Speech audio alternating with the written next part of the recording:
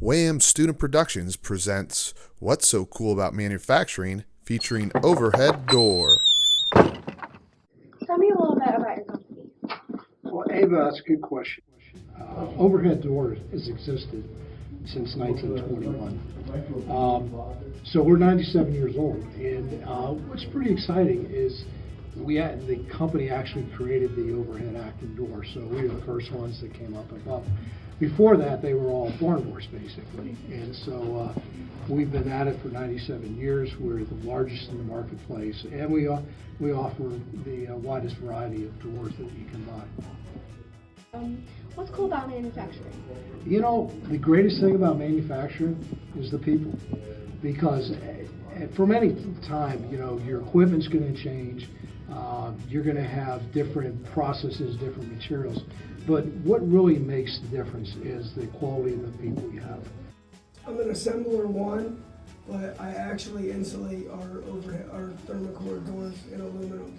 How long have you worked at Overhead Door? Almost 14 years with the company now. My job, I am a style maker for the full vision department. I cut and shape styles to length and the parts for all the parts I need for each and individual door. What's a style? The style, if you look behind me, this is one of our full vision doors. The style dictates the height between the glass.